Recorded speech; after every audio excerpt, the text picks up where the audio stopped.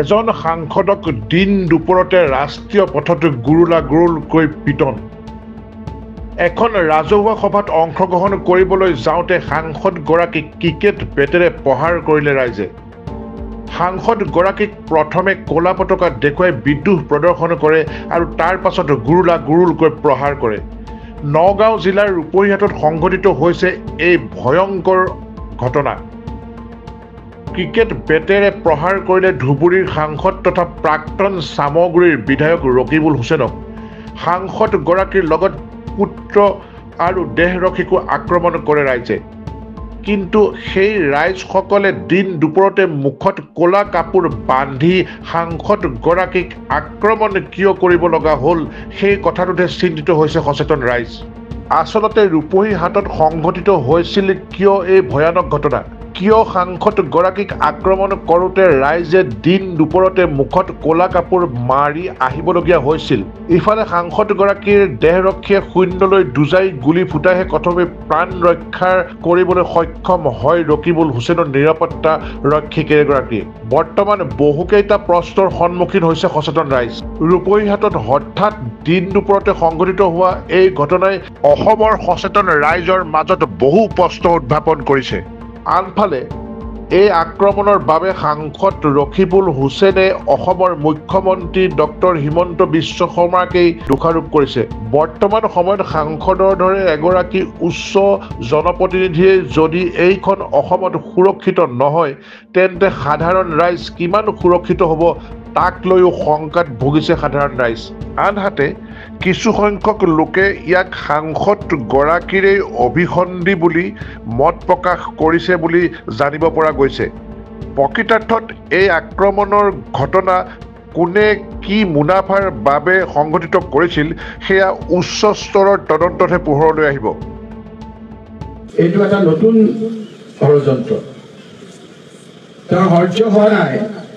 যে বলিষ্ঠভাৱে দুখত থকা নিষ্পেষিত লোকসকলৰ পক্ষে কোনোবা থিয় হওক। তেওঁ সহ্য কৰিব নোৱাৰে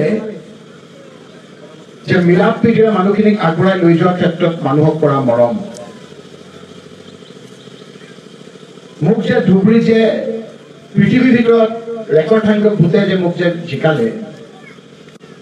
অকল মুছলমানে ভোট দিলে মই 15 লাখ ভোট পাব নোৱাৰো আৰু 10 লাখতকৈ বেছি ভোটত জিকিব নোৱাৰো। তেওঁ ইয়াতে মুখ্যমন্ত্ৰী হৈ আছে হিমন্ত বিশ্ব। হিমন্ত বিশ্ব শৰ্মাই গম পাইছে যে মোক সকলো শ্ৰেণীৰ ৰাইজে গ্ৰহণ কৰিছে। কোচ ৰাজবংশী লোক কওক, বঙালী হিন্দু মানুহৰ কথা কওক, জনজাতি লোক কওক, অজনজাতি লোক কওক, ৰাভা সম্প্ৰদায়ৰ লোক কওক, ধুবুৰী লোকসভা সমষ্টিত যিমান সংখ্যক কমিউনিটি আছে এই সকলোবিলাক কমিউনিটিয়ে মোক ভোট নিদিলে ইমানখিনি ভোটত মই জিকিব নোৱাৰিলোহেঁতেন। আৰু যিদিনাৰ পৰা ৰেকৰ্ড সংখ্যক ভোটত পৃথিৱীৰ বিখ্যাত হিচাপে মই জিকিলো তেতিয়াই তেওঁ মোৰ ওপৰত বেছি শত্ৰু হৈ আহে। এই শত্ৰুতা পূৰাবৰ কাৰণে জীৱনটোকে মাৰি দিবলৈ বিচাৰিলে। মই এবাৰ নহয়, দুবাৰ নহয়, 3বাৰ নহয়, 4বাৰ নহয়, 5বাৰ বিধায়ক হৈছো। এবাৰ নহয়, দুবাৰ নহয়, 3বাৰকৈ মই মন্ত্ৰী হৈছো। এতিয়া মই সংসদ, মোৰ ঘৰত মোক বিভিন্ন ধৰণে 4বাৰকৈ মোক এটেক কৰিছে। মোৰ এস্কৰ্ট আছিলে, হিমন্ত বিশ্ব শৰ্মাই মোৰ এস্কৰ্টখন কাটি দিলে আৰু কাটি দি স্পীকাৰ লোকসভাৰ অধ্যক্ষও তেখেতক ক'লে যে বিভিন্ন পুলিচৰ ৰিপৰ্টত দেখা গৈছে যে তেওঁক এটেক কৰিব। মোক জীৱনটো কিয় মাৰিব বিচাৰিছে? এইকাৰণে মাৰিব বিচাৰিছে সাহসেৰে যদি আমি কংগ্ৰেছ দল আমি থিয় হওঁ এই যাবগৈ, সেই কথা তেওঁ গম পাইছে। সিদ্ধান্ত ল'ব লাগিব যে মই সাহসেৰে আপোনালোকৰ লগত থাকিম নে ভয়ত দেখুওৱা হৈ মই ডকাইতিৰ কাৰণে ঘৰত সোমাই যাম। মই সিদ্ধান্ত ল'ব লাগিব। আজি যে মোক এটেক কৰিব সেই কথাটো এছপি ডাঙৰীয়াই জানে। আজি যে মোক এটেক কৰিব ইয়াৰ ওচিয়ে জানে। 10 মিনিট আগত উচিত লগত কথা পাতোতে ওচিয়ে কৈছে যে মই তিনিআলিত আছো তাত কোনোবা মানুহ আছে মই বেক লৈ যাম তাৰ পাছত ওচিয়ে এই মানুহসকলক এনকাৰেজ কৰি বেলেগ এটা ঠাইত আহি পেলাই উপস্থিত হ'বি আৰে ভাই ৰকিবুল ওচৰত যিদিনালৈকে তোমালোকে জীৱন্ত মাৰি দিবলৈ নোৱাৰিবা উশাহ নিশাহ লোৱাকৈ তোমালোকে মাৰিব নোৱাৰিবা সেই দিনলৈকে মই মানুহৰ মাজত থাকিম হাওঁৰে আপোনালোকক মই সহায় কৰিম আপোনালোকৰ লগত থাকিম কোনো ভয়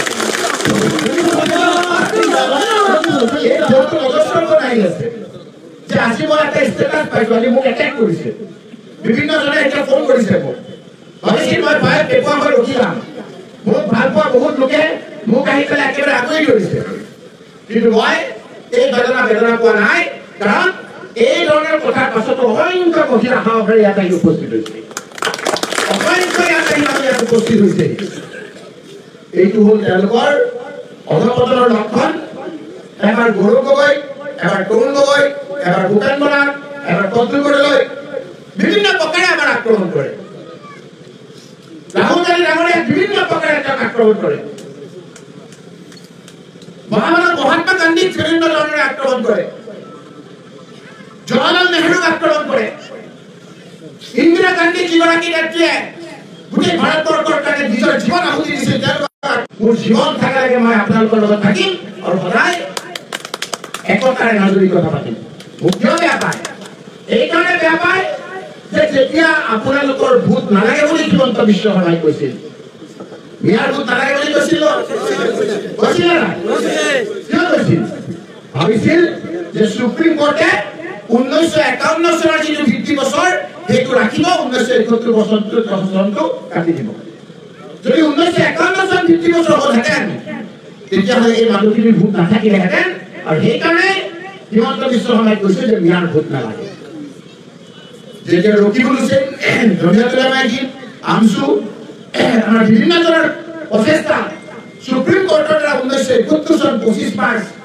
ভিত্তি বছৰ কৰাৰ ক্ষেত্ৰত আমি সফল হ'লো তেওঁলোকে গম পালে যে এতিয়া আৰু এই মানুহখিনিক ভোটৰ ভয় দেখুৱালে নহ'ব লগতে গৌৰৱ গগৈ ডাঙৰীয়া যেতিয়া যোৰহাটত জিকিলে যেতিয়া তাৰ মৰাণ মানুহখিনিয়ে একদম বেয়া পালে বিজেপি জিকিছিল তাত বিজেপিৰ নেতৃবৃন্দ আজি আৰু হিমন্ত বিশ্ব শৰ্মাৰ ওপৰত তেওঁলোকৰ মন বেয়া যিবিলাক সমষ্টিৰ বিজেপি এমএলএ আছে সেই এমএলএ থকা সমষ্টিবিলাকত আহোম সম্প্ৰদায় মৰাণ মটক চুতীয়া সম্প্ৰদায় বঙালী সম্প্ৰদায় এই সমষ্টিবিলাকত কি কাৰণে হিমন্ত বিশ্ব শৰ্মাৰ অত্যাচাৰত তেতিয়াই হিমন্ত বিশ্ব শৰ্মাই ভাবিয়া হিমন্ত বিশ্ব শৰ্মাক ন্যায় ভোট লগাব যিসকলৰ ন্যায় মহিলাসকলক কি কৈছিল আপোনালোকক কি বুলি কৈছিল সন্তান জন্ম দিয়া কি বুলি কৈছিল মহিলাক অপমান কৰিছিল মানুহক মাৰি ঘৰ ভাঙি মৰা মানুহটোক গুলিয়াই তাৰ পৰা জপিয়াই প্ৰকাশিক আনন্দ কৰাসকলক এনকাৰেজ কৰিছিল নে নাই এই লোকসকলৰ কাৰণে মই যুঁজাৰ কাৰণে এই নিষ্পালিত লোকসকলৰ কাৰণে মই যুঁজাৰ কাৰণে আজি মোক জীৱন্ত মাৰি দিবলৈ ওলাইছে কোনে মাৰিছে জনন্তভাৱে আজি পুলিচৰ হাত দিছে মোক চিকিউৰিটি দিয়া পুলিচৰ হাত দিছে এতিয়াও এছপিয়ে কৈ দিব যে এইটো বেলেগৰ অফেন্স আমি ডায়েৰীত এইসকলৰ নাম লিখি ৰাখিছো মনত ৰাখক এছপি হওক বা যোনেই নহওক এইসকলৰ নাম আমি লিখি ৰাখিছো এটা সময়ত এটাকৈ বিচাৰ হ'ব আপোনালোকক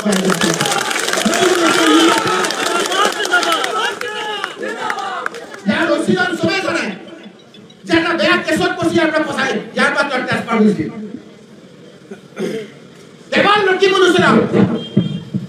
জানে মৰাৰ ক্ষেত্ৰত তেওঁ সহায় কৰিবৰ কাৰণে ইয়াত পুনৰবাৰ উচি দিছে আজি অহাৰ সময়ত তেওঁ ফোন কৰিলে মই এজন জ্যেষ্ঠ নেতা তাৰ পিছতো এই লোকসকলক তেওঁ মাজত ৰাখি তেওঁ তাৰ পিছত আহি ৰখি আছে কোন আছিল স্পষ্টকৈ প্ৰমাণ আছে বাবাই টকাই বাবাই চুৰ মাৰ্ডাৰ কৰা আসামী জেলৰ পৰা ওলাই আহিছে আজি মোক এটেক কৰিছে এতিয়া আপোনালোকে সিদ্ধান্ত ল'ব লাগিব যে তেওঁলোকৰ ভয়ত মই ঘৰৰ ভিতৰত সোমাই থাকিম আজি মিটিং নকৰি মই ঘৰৰ ভিতৰত যামগৈ যে আপোনালোকৰ পক্ষে নমৰালৈকে চুচৰি হ'লেও কাম কৰিম মই আপোনালোকৰ মাজত ফুৰি গৈছোঁ ভাবিব আহিছোঁ সাহসেৰে ওলাই আহক সকলো আজি মহিলাসকলক ধন্যবাদ জনাম যে আপোনালোকে সাহসেৰে ওলাই আহিছে বয়বস্ত লোকসকলক ধন্যবাদ জনাই ভাগৰে ওলাই আহিছে মই টেলিমাৰৰ কাৰণে অলপ বাহিৰলৈ যাম উমৰা হজলৈ যাম উমৰা হজৰ অহাৰ পাছত মই ইয়াত আপোনালোকৰ ওচৰত ডাঙৰ সভা কৰিম ডাঙৰ সভা কৰি ইয়াৰ জেগা হুংকাৰ দি হিমন্ত বিশ্ব শৰ্মাৰ পতন অনিবাৰ্য আজিৰ তাৰিখৰ পিছত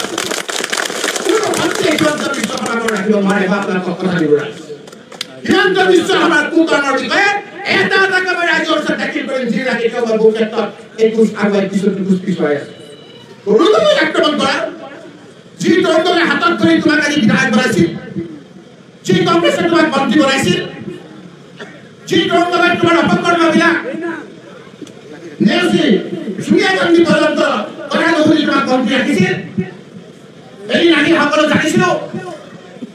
যে সোনিয়া গান্ধীয়ে হিমন্ত বিশ্ব শৰ্মাৰ ৰকিবুল ইছলামক ড্ৰপ কৰিবলৈ কৈছিল সেই ঠিকস্থাতে নেতাগৰাকীৰ কথা তৰুণে মানা নাছিল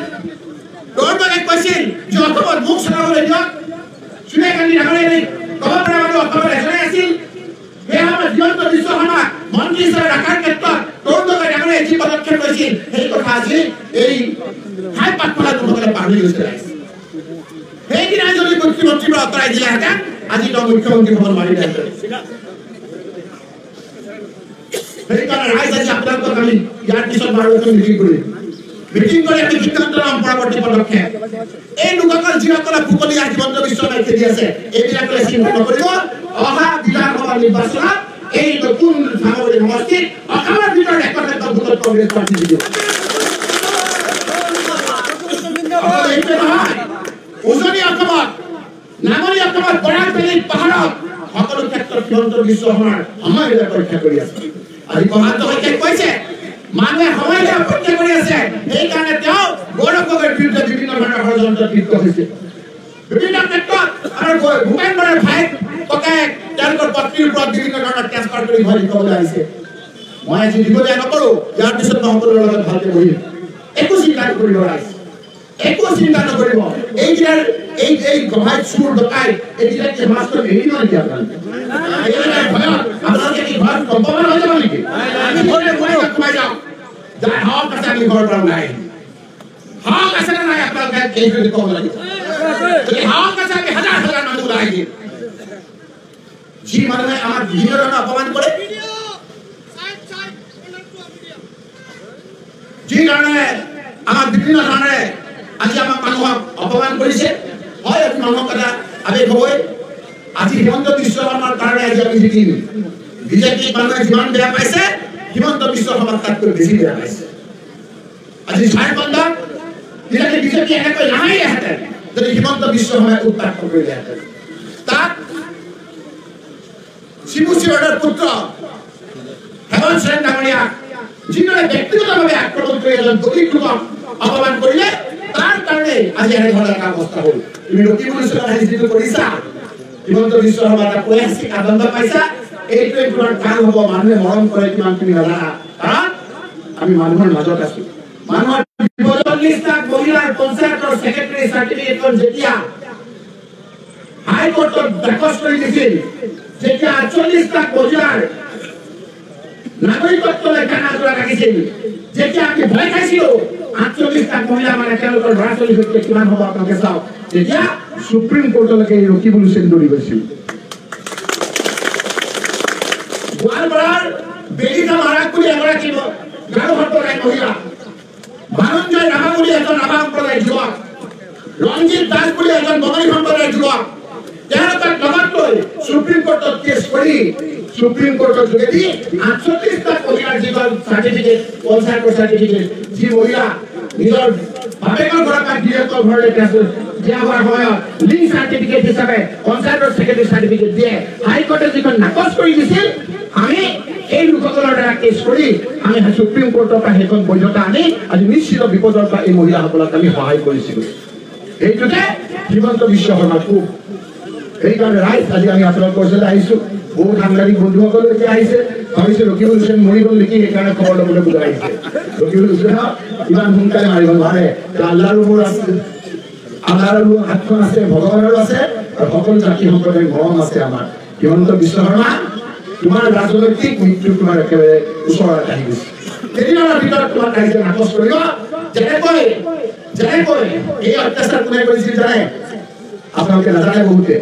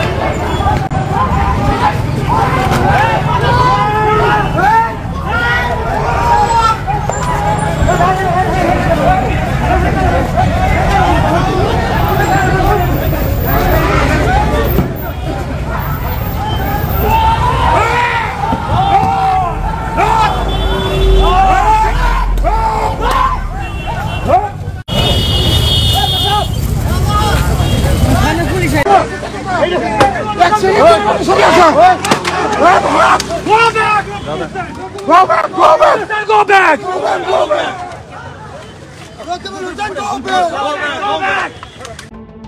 নগাঁৱৰ পৰা ভাস্কৰ বৰাৰ ৰিপৰ্ট E24 লাইভ ব্ৰেকিং।